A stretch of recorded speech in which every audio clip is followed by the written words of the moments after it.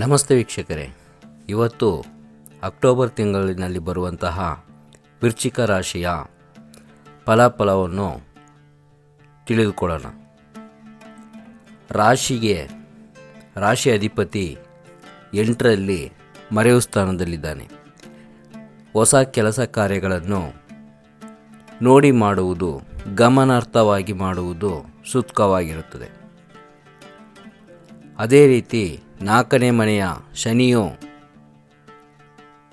ಬಲವಾಗಿ ನಿಂತಿರುವುದರಿಂದ ತಾಯಿಯ ಆರೋಗ್ಯವನ್ನು ಗಮನ ಕೊಡುವುದು, ಸಣ್ಣ ಪುಟ್ಟ ವಿಷಯಗಳಿಗೆ ಕೋಪವನ್ನು ಮಾಡದೆ ನಿಧಾನವಾಗಿ ಆ ಕೆಲಸವನ್ನು ಬಗೆಹರಿಸುವುದು ಉತ್ತಮ. 5ರಲ್ಲಿ ಗುರು ಅಧಿಕ ಲಾಭವನ್ನು ಕೊಡುತ್ತಿದ್ದು, ಪ್ರೀತಿ ಪ್ರೇಮ ವಿಷಯದಲ್ಲಿ ಮೋಸ ಹೋಗದಂತೆ ನೋಡಿಕೊಳ್ಳುವುದು ಉತ್ತಮ. 7ರಲ್ಲಿ ಗುರು ಭಾಗ್ಯೋದಯ ಮಾಡಿ ಕಂಕಣ ಭಾಗ್ಯದಿಂದ ವರ ಕೊಡೋದ್ರಿಂದ ಲಾಭವನ್ನು ಅಧಿಕಗೊಳಿಸುತ್ತಿದ್ದಾನೆ.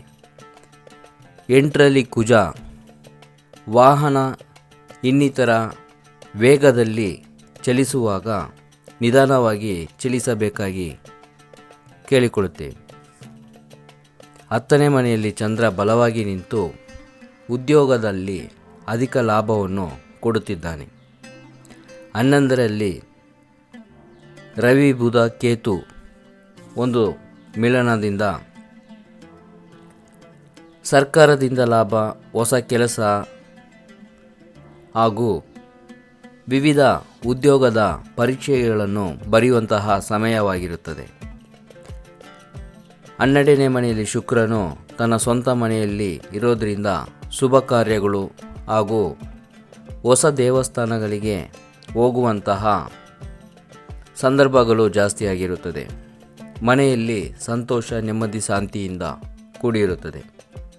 ಈ ವೃಶ್ಚಿಕ ರಾಶಿಯ ಶುಭ ದಿನಗಳು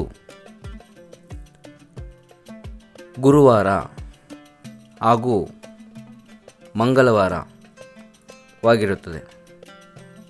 ಗುರುವಾರ ಗುರು ದಕ್ಷಿಣಾಮೂರ್ತಿಯನ್ನು ಪೂಜೆ ಮಾಡೋದರಿಂದ ಒಳಿತನ್ನು ಪಡೆಯುತ್ತಾರೆ. ಅದೇ ರೀತಿ ಮಂಗಳವಾರ ತಾಯಿ ಭುವನೇಶ್ವರಿಯ ಆಶೀರ್ವಾದವನ್ನು ಪಡೆಯುವುದರಿಂದ ತುಂಬ ಲಾಭವನ್ನು ಪಡೆಯುತ್ತಾರೆ. ನಮಸ್ತೆ. If you like the video, please like, share and subscribe the channel. Thank you.